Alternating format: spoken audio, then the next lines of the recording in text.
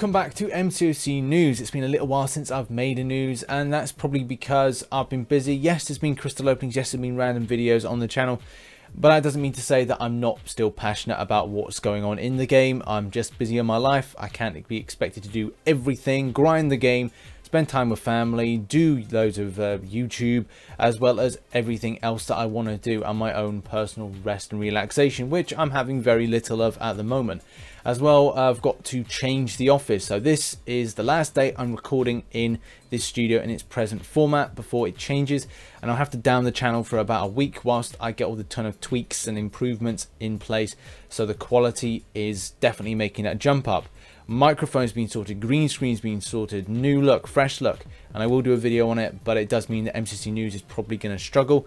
I probably won't live stream the new event, but anyway, all that aside, and that's to give you an idea, because somebody commented on the fact that I wasn't doing MCC News, and I will go and find that comment in a moment. But let's start off with the main facts and get into the news. You don't want to hear about my prattly life, do you? So let's kick things off with the juicy topics, and the first one, and it's like not that juicy, it's one that was kind of dropped back on the 21st of December, and that's really explaining about Kang. When Kang went into the game in the crystals, obviously people were pulling him, and the people that were fortunate enough to get him were then noticing that the stun was incredibly powerful, as well as when you're facing off against Kang, it was a little bit powerful as well. So it was noted by Kabam that it was in need of a nerf, and instead of the duration being 3.5 seconds, it's now been put down to 2.4 seconds based on a kind of stun synergy that was in the Champions makeup. So really one day would like to get a Kang, but here's hoping for next year.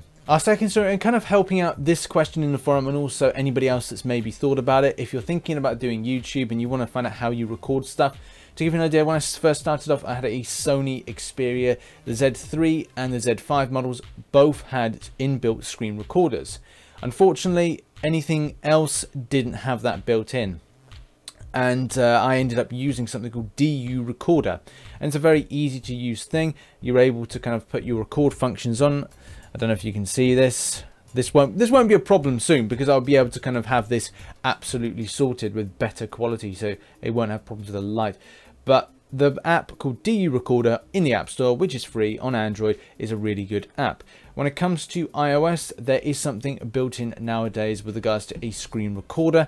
I'm not sure if there's a decent enough app for it. There's two other ways that you could do like a record, and that is using something called an Elgato. I'm using something called an Elgato. It's an expensive piece of device that allows you to then stream through the information from your device like this, like an iPhone 7, and it goes in through a filter into a HDMI and then into the computer, and then it's recorded through something called OBS, Open Broadcast Software. Download it, it's free. I'm using the studio version, and it depends on which version you want to use. There's a studio version and there's a 64-bit standard classic version. I upgraded to the studio, and I found better performance with that than I did with the classic. And I probably will do this in like a video, how to be like a small YouTuber or something. So look out for that in the future. But that's just answering this forum question and giving people a perspective of like how and what I've used. Maybe I'll do that in a video. Something that is still dividing opinion is tier 1 alphas and a few aspects of resource grinding in the game. Since the changes and alterations in the Glory store with regards to the tier 1 alpha going down with regards to the price of Glory, and the availability based on if you buy a second and a third, still there are kind of rumblings on the forum of people not happy. And it's a very difficult argument and debatable topic to look at. Are people indeed still unhappy with the fact that we don't have enough tier 1 alphas, or are people happy with the changes that Kabam have made? In this long-winded forum kind of discussion point, there is a very heated discussion over the matter. I myself, in my own personal opinion, is I'm happy with how it is at the moment. I'm happy to be grinding as much as I am to get the stuff. I regularly do the tier 1 alpha arena. I love the Glory store changes. I'm finding that I'm getting a lot more alphas nowadays than I used to, and it's nice to see my stash kind of increasing in number. But it does feel that I have to grind it in order to get it. But I do agree that there should be certain changes to Act 5 with regards to alphas that you get from it. That being said, this post has had a lot of traction, a lot of views, and a lot of comments, so people are incredibly passionate about it and taking obviously two different sides. So obviously, if you have an opinion on the tier 1 alpha situation, do you feel that we're happy with this now, or do you feel that we're not happy with this? Do you feel that we have enough to then grind out? Then put your thoughts in the comments, or go over to the forum post and add to it, because it may be worth to then add to the forum post to kind of give Kabam some feedback on what people think. And maybe it would be good for Kabam to do a poll based on the situation. Our next story is major issues with recovery timings, dexterity, and all combat mechanics. This is something I think we loosely touched upon, but I can't remember, where we were experiencing problems close to the server, you know, downtimes. It was like a server maintenance thing, and close and after those emergency maintenance, when everything went absolutely tits up. But this seems to be quite prominent now at the moment with regards to people saying that parry is broken, dexterity issues. Yeah, I have found myself experiencing some of these issues. However, though, it hasn't been as bad. I do agree that there is problems still in the game, like micro problems. And I think that's the big point, and I think a lot of people do miss this. When you do a forum post and you're doing a bugs and known issues, please, for the love of God, put what device you are using, because a lot of people don't actually put the devices they are actually using, which is important, because in the game they can't say, right, okay, this is an Android problem, this is an iOS problem, because maybe someone is experiencing a similar issue on an iOS device at a later, or kind of a, you know, maybe like an iPhone 5 or 6, but then 7 and even you know, X aren't experiencing those issues.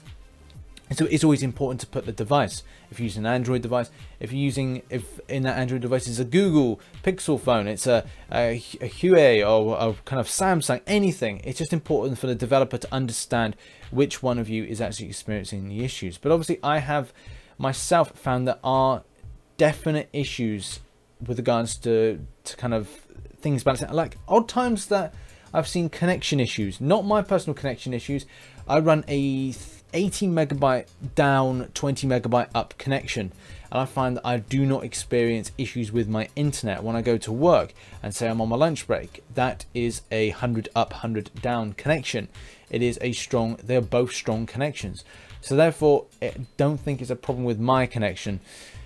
It's obviously a connection their end. However, though, there is, I think, just cause for Kabam to look in more in depth on issues at hand like this. Are we indeed still seeing problems with regards to transparency on different devices, or kind of consistency is the word on different devices? We don't get transparency too much on things, and it's going to be exciting, as I always say, to see how they give us the amount of percentage of when we can get out of crystal. So what are the percentages of getting a 5 out of a Grandmaster?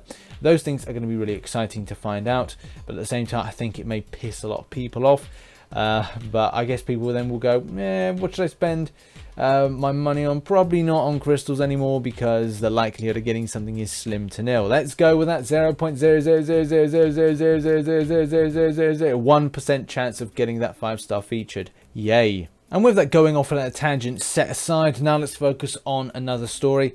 And this one, I think, again, we covered very early on in December, which is losing control of champs. And again, the same thing I must point out, if you do have a problem with certain aspects of the game, you're feeling that there's lag issues or certain other things, please put your device down. The device information is quite important, because, again, something on Android may not be experienced by iOS users. It's just like, it's handy to have this information for the developers, rather than people going, yes, okay, there's a problem. I'm not doubting there isn't a problem, but at the same time, then the developers can't work on the idea and have to ask the question first off, what device you are using. Always put your device that you're using when you're putting something. People are still talking about dashback. Yes, okay, there is a problem with dashback. I have experienced it myself.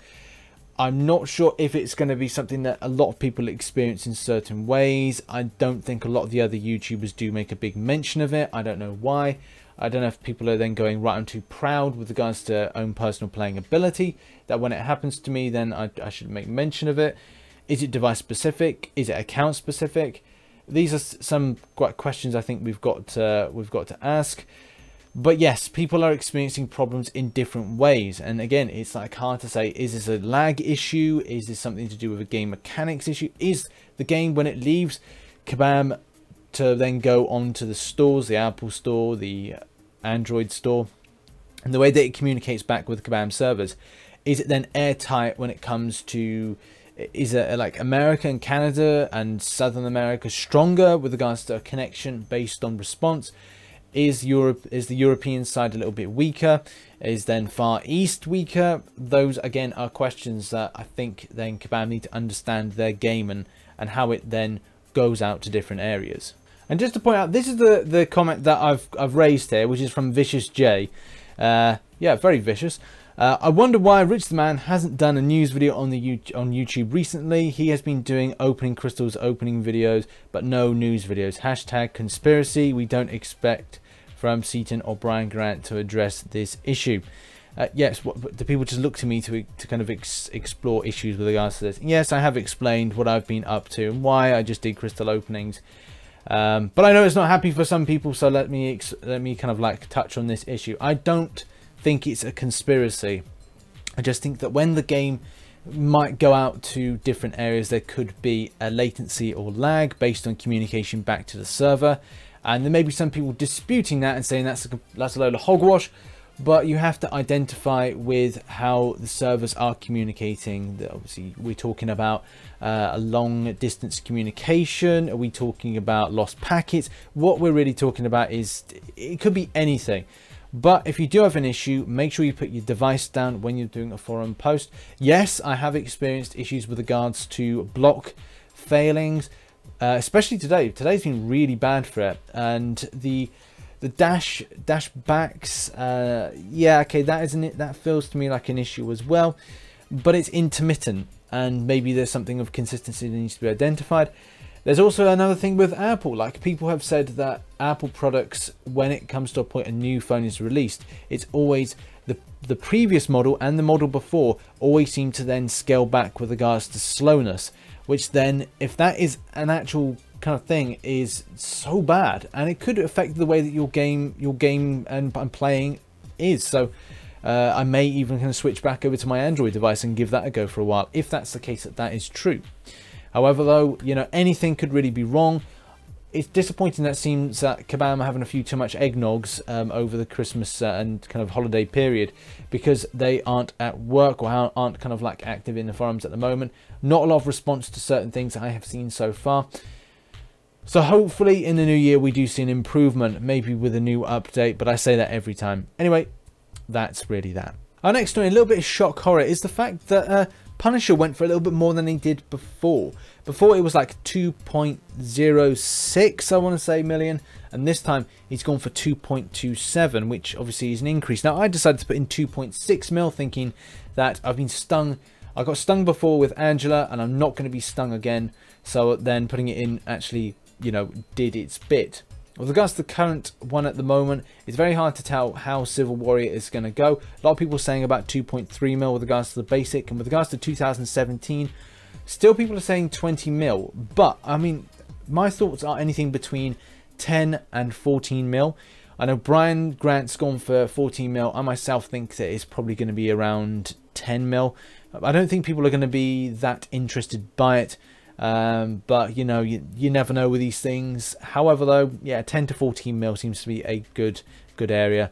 Oh man, people shouldn't go for 20 mil. That's going to be stupid. Next story, and one that I've kind of like overlooked, because again, like, this was an old one that was placed in time when I was taking a bit of a holiday break, and it's the dropping of the first 10 2018 champions being leaked.